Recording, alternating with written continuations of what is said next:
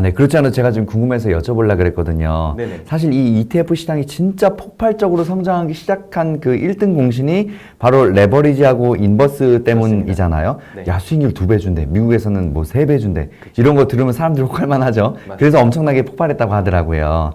이런 레버리지 종목들의 장단점, 위험성, 어떤 것들이 있는지 이야기 한번 부탁드립니다. 사실 모르겠습니다. 저도 사실 레버리지 인버스를 거의 안 하다 보니까 하지 않다 보니까 장점에 대해서 생각을 한다라고 하면은 당연히 2배를 단기간에 벌 수 있으니까요.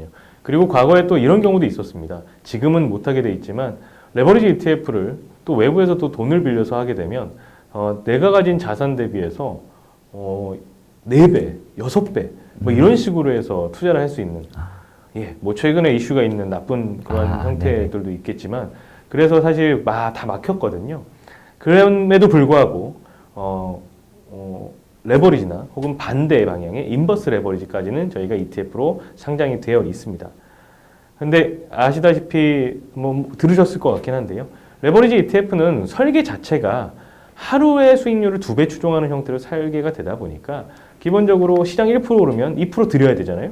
2%의 성과가 이제 나야 되는데 100억이 있는데 1%가 오르면 101억이 돼야 되고 그리고 여기서 다시 1%가 빠지면 101억에서 1%가 빠지는 그러다 보니까 100억이 아니죠.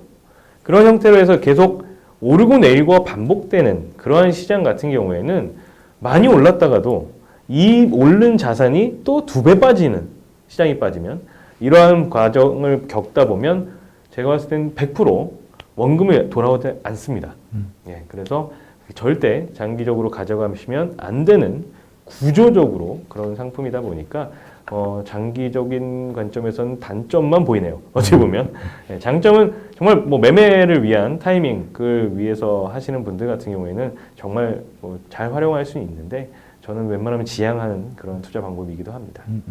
네. 방금 이야기해 주신 현상들이 이 레버리지 그 배수들이 1일 추종이잖아요. 맞습니다. 그런 거 이제 길게 가면 레버리지 누수 현상이라고 얘기한다고 하더라고요. 네. 점점 이렇게 줄어들거나 많이 더 늘어나는데 한 번에 또 줄어들 수 있다는 거. 그래서 장기 투자로 접박하지 않다. 네. 근데 뭐 재미를 보시는 분들은 하겠죠. 개인의 자유니까. 오늘도 사실 이걸 추천하진 않아요. 저희는 중장년층 분들이 많기 때문에 최대한 분산해서 안전하게 투자를 하자. 이렇게 그 가이드를 이야기를 해드리고 있거든요. 네. 그리고 사실 레버리지 인버스 얘기가 나와서 말씀을 드리지만 해외에 상장된 ETF들은 국내에 상장된 그 레버리지 모든 ETF죠. 국내에 상장된 모든 ETF와 제도적인 성격이 좀 다릅니다. 그래서 뭐 뮤추얼이라고 하는 형태인데 회사형 상품이다라고 생각을 하는데요. 저희 주식들 보면 주식 분할도 하고 뭐 병합도 하고 그런 경우도 많잖아요. 근데 국내에 있는 ETF들은 그럴 일이 없습니다. 수익증권, 펀드로 만들어진 거다 보니까 분할하거나 현재는 뭐 병합할 수는 없는 구조예요.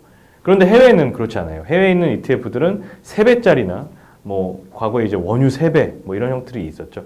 이런 형태들이 뮤추얼로 만들어진 형태의 ETF들은 간혹 가다가 너무 많이 빠지거나 너무 많이 올랐을 때 자고 일어났는데 주식 계좌에 나는 100주를 분명히 사놨는데 50주밖에 없는 경우가 있어요. 그러면 이거 뭐 전산 이상한 거 아니야? 뭐 이렇게 생각하실 텐데 그게 아니라 갑자기 병합을 한 거죠. 가격이 너무 빠지니까. 그런 사례도 있다. 요거 한번 말씀드리죠. 맞습니다. 그 해외 레버리지 ETF들을 찢었다가 붙였다가 되게 많이 하더라고요. 일정 가격을 유지해야 사람들이 많이 사니까. 맞습니다. 그죠? 네. 다음 이야기 해볼게요. 시장님 같은 경우는 ETF를 고를 때 가장 중요하게 보시는 것 어떤 것들이 있으세요? 일단 당연히 가장 중요하게 보는 건 어디에 투자되고 있는지 그 포트폴리오를 보는 게 급선무고요.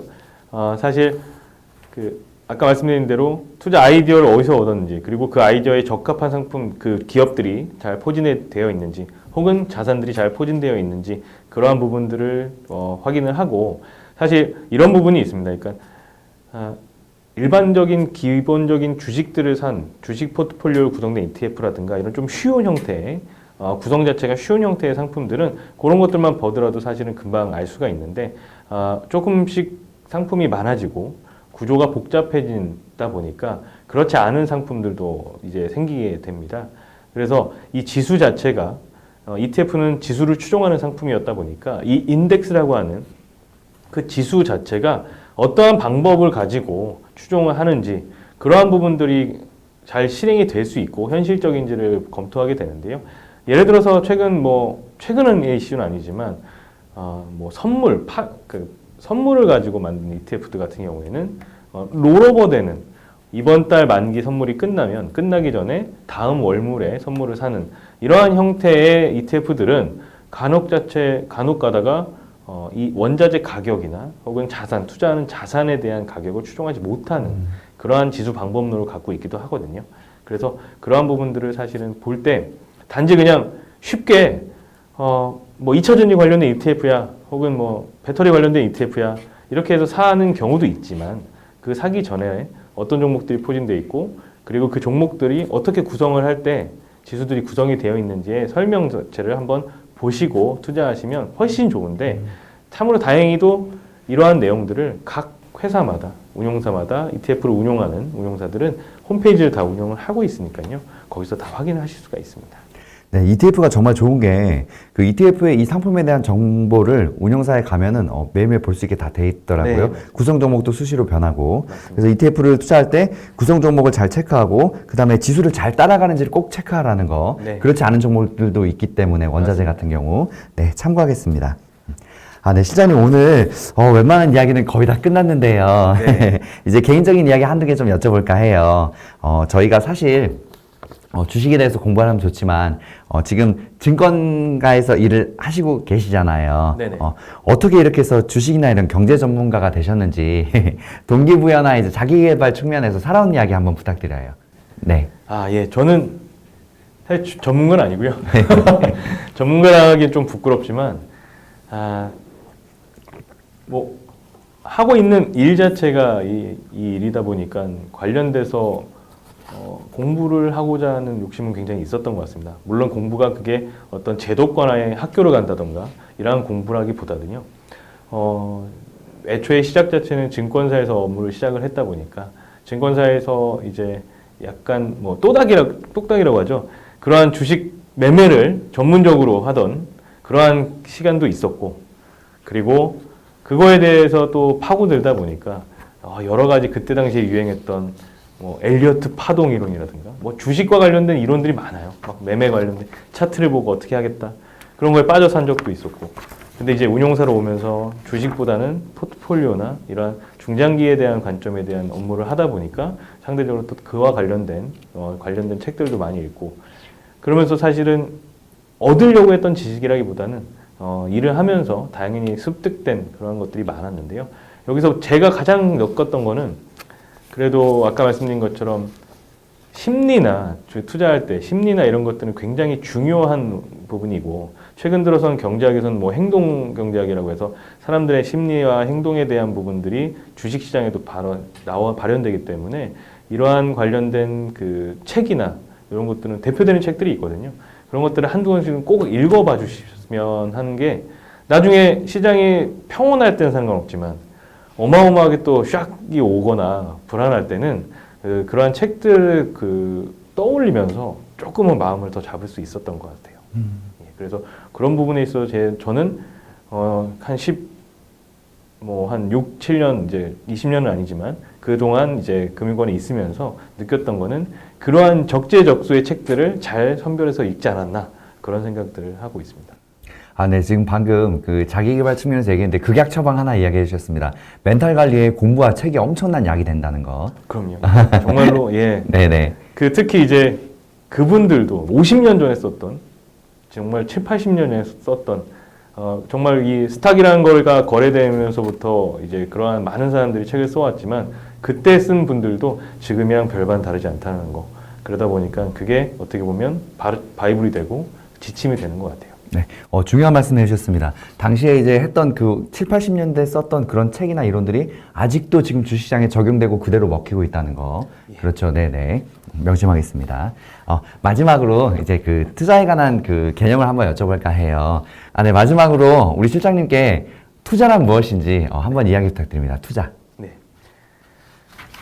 투자는 사실 뭐 너무 어렵게 생각할 수도 있고 한데요. 어차피 저희가 뭐 객관적으로 봤을 때는 제 삶을 풍요롭게 하기 위한 하나의 수단이다 보니까 투자는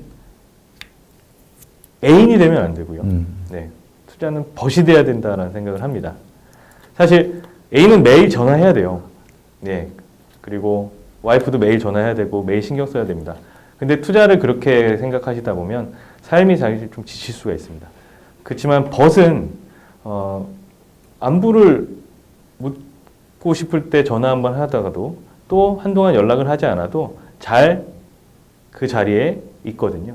그래서 투자 같은 경우도 사실은 내 삶과 내 행동 패턴과 모든 정신이 쏠려 있으면 아주 성공한 투자는 절대 아니라고 봅니다. 그래서 그 나름대로의 그 투자 자체가 스스로 성장할 수 있게끔 포트폴리오를 만들고 투자 원칙을 만들고 그런 형태로 해서 계속 같이 어떻게 보면 쉬지 않고 계속 같이 갈 수 있는 그러한 형태로 접근을 하시는 게 좋을 것 같고요. 일례로 그래서 저는 증권사에 있을 때 저한테 돈을 맡기셨던 투자분이 이런 얘기를 하시더라고요. 그때 당시에 이집트에 정치적 이슈가 있어서 이집트 때문에 전 세계 글로벌 시장들이 왔다 갔다 했던 때예요. 근데 그분이 그러시더라고요. 야, 내가 이집트라는 나라는 가보지도 않았는데 왜 이집트 우리 그 자고 있는 새벽 시간에 폭동이 일어났다고 해서 이렇게 불안해해야 하느냐. 나는 그게 너무 싫다. 이런 얘기를 하시는 거예요. 그래서 이게 사실은 맞다. 내가 돈을 버는 것도 중요한데 그리고 최근 들어서는 또 이제 정보가 너무 많아졌기 때문에 금세 알 수가 있잖아요. 근데 버는 것도 중요하지만 마음의 안정을 갖고 지속적으로 투자할 수 있는 환경을 내 주변도 계속 만들어 놔야 되는. 그리고 그래서 그러려면 그 포트폴리오 자체도 그러한 포트폴리오로 만들어 놔야지 불안한 포트폴리오는 건강과 정신적 건강과 육체적 건강 다 상할 수 있다. 뭐 그렇게 저는 생각을 합니다. 그래서 투자를 벌처럼 한 며칠 들여다보지 않아도 잘 굴러가고 있는 그러한 형태로 만들자. 이게 제 경험치인 것 같습니다. 지금 방금 명언이 하나 나왔습니다. 원래 이렇게 이 얘기 듣고 인사 듣고 맞춰야 되는데, 네. 제가 코멘트를 해드리고 싶어갖고, 투자를, 내가 투자한 종목에 사랑에 빠지지 말라는 이야기를 정말 많이 들었거든요. 네. 그러면 이거를 왜곡된 측면으로 제대로 분석하지 못할 수 있기 때문에, 그래서 투자를 애인이 아닌 벗으로, 멀리서 바라보고 늘 함께하는 것처럼 바라보라는 말씀이시죠. 와, 이거 진짜 멋있는 말씀인 것 같아요. 좋은 말씀 감사합니다. 그리고 꾸준히 지속적으로 투자하라는 거. 네.